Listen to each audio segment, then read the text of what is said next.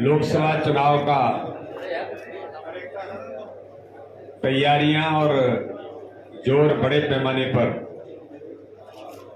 सभी लोग चुनावी अभियान में जुटे हैं। लेकिन आज मैं इस दौरान एक विशेष विषय को लेकर के आप सभी पत्रकार मित्रों के साथ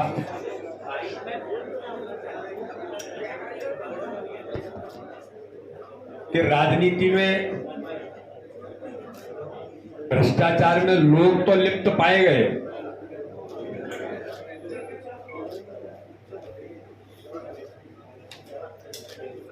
लेकिन आज देश के अंदर कांग्रेस जैसा राजनीतिक दल, कांग्रेस पार्टी भी इसके अंतर्गत लिप्त पाई जाती है। और आज मैं ये कहूं कि मध्य प्रदेश के अंदर मिस्टर करप्शन नाथ की भूमिका में श्रीमान कमलनाथ रहे तो कांग्रेस पार्टी को देश के अंदर इनकम टैक्स डिपार्टमेंट ने जांच के आधार पर जो चीजें सामने आई हैं कि चंदे के धंधे का सच उजागर करें कमलनाथ। इनकम टैक्स डिपार्टमेंट ने कांग्रेस कार्यालय से लेकर के कमलनाथ के आवास तक जो भ्रष्टाचार हुआ उस रिपोर्ट के अंदर इन सारी बातों को उल्लेखित किया गया है। और इस रिपोर्ट के आधार पर कमलनाथ के करीबियों पर तो गाज गिरेगी ही। कर चोरी में किस प्रकार से कांग्रेस पार्टी का हाथ रहा, ये इनकम टैक्स डिपार्टमेंट ने स्पष्ट तौर पर इसे उजागर किया है।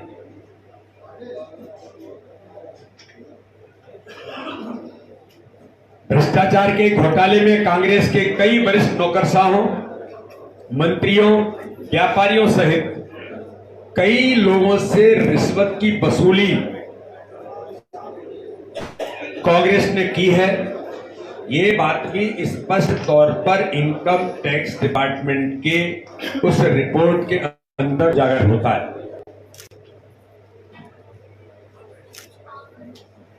एक और भारत के प्रधानमंत्री नरेंद्र मोदी जी जहां देश की 140 करोड़ जनता को ये भरोसा दिलाते हैं कि उनके खून पसीने की पाई पाई देश को समर्पित है, तो वही भ्रष्ट कांग्रेस और इंडी गठबंधन का नया करप्शन जनता के सामने आ रहा है।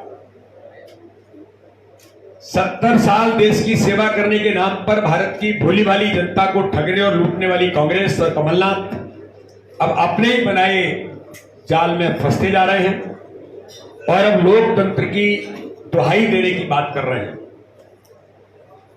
छिंदवाड़ा के विकास को लेकर खोखले वादे करने वाले कमलनाथ इस बार छिंदवाड़ा की जनता से आंख तो नहीं मिला पा रहे। आने वाले दिनों में भ्रष्ट कमलनाथ की मुश्किलें और बढ़ने वाली हैं, क्योंकि ईडी को कमलनाथ जो मध्य प्रदेश के पूर्व मुख्यमंत्री, कांग्रेस के अध्यक्ष रहे, और उनके सहयोगियों के खिलाफ भ्रष्टाचार के पक्के सबूत मिले हैं। और इस रिपोर्ट के अंतर्गत इनकम टैक्स डिपार्टमेंट ने अप्रैल 2019 में कई ठिकानों पर जब सर्च किया था, तब 2 कंपनियों से जुड़ी कैश रिसिप्ट मिली थी। एक कंपनी और दोनों कंपनियां जो कथित कंपनियां हैं, मैं उनका नाम लेना बहुत उचित नहीं मानता,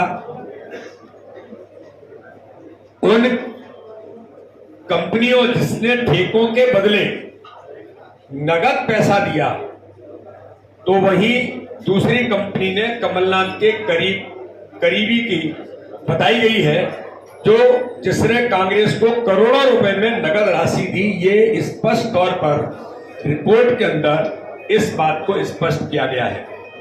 यानी करप्शन नाथ दुनिया को बताएं, देश को बताएं, मध्य प्रदेश को बताएं कि आखिर कौन है जो उनके वो कंपनियां उनके करीबी हैं, मीडिया के मित्र कभी उनसे ये पूछ सकते हैं।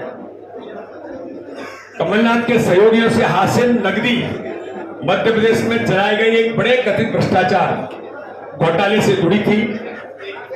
छिंदवाड़ा की जनता को छलने वाले कमलनाथ मध्य प्रदेश की जनता अपने इस घोटाले के बारे में भी बताएं।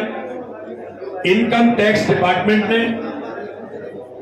कमलनाथ के आधिकारिक आवास से, ये बात मीडिया के मित्रों को ध्यान में होगा, जब छापे पड़े थे तभी बातें स्पष्ट तौर पर सामने आई थी कि कमलनाथ के आधिकारिक आवास से एआईसीसी कार्यालय तक 20 करोड़ रुपए के कर चोरी की भी बात इनकम टैक्स डिपार्टमेंट ने स्पष्ट तौर पर कही है, जिसके बारे में भी कमलनाथ और जीतू पटवारी जो कांग्रेस के अध्यक्ष हैं वो मध्य प्रदेश की जनता को बताएं।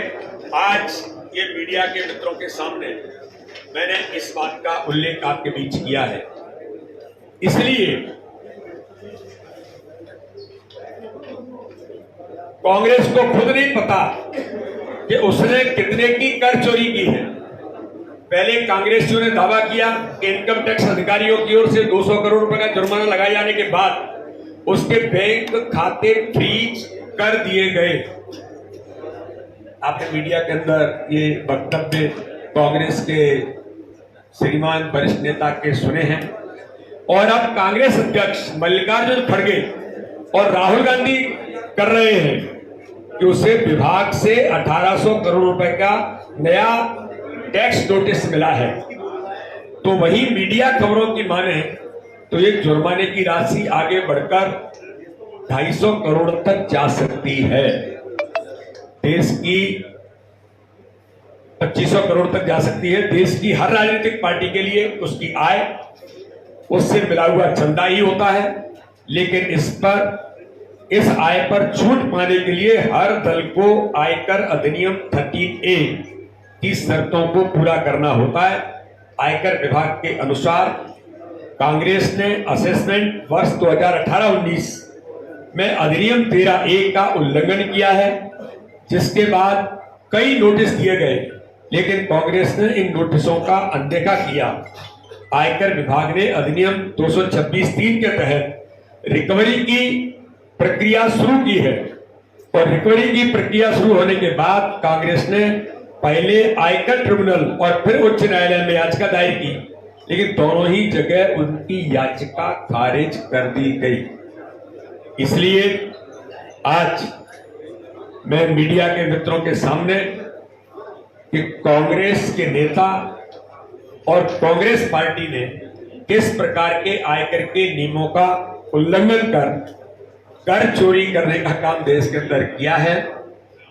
हर पार्टी का यह कर्तव्य है कि वो देश के सर्वोच्च संवैधानिक संस्थानों का सम्मान करे, लेकिन कांग्रेस पार्टी सदैव इन संस्थाओं का अपमान करती आई है, क्योंकि वो हमेशा इस प्रकार की चीजों में गलत तरीके से उलझ करके काम करने का काम करती है।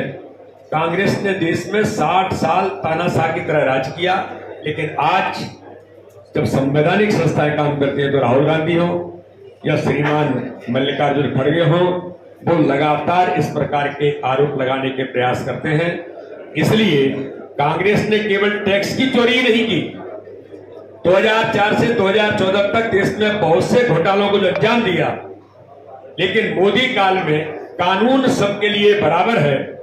कानून कार्रवाई के बीच कोई आएगा तो उसे कानून के लंबे हाथों का सामना और देश के कानून का पालन करना होगा। इसलिए कांग्रेस के इस घोटाले पर, आयकर पर कांग्रेस का नेतृत्व और मध्य प्रदेश के श्रीमान करप्शन नाथ कमलनाथ, इसका जवाब मध्य प्रदेश की जनता उनसे पूछना चाहती है। बहुत बहुत धन्यवाद। कोई प्रश्न? कमलनाथ जी की भाजपा में आने की चर्चा चली थी, अगर जैसे भाजपा में आ जाते हैं तो बच सकते हैं ईडी से वो? देखिए, कोई कहीं भी आए, जब कानून अपना काम करता है तो कोई कहीं भी नहीं बच सकता।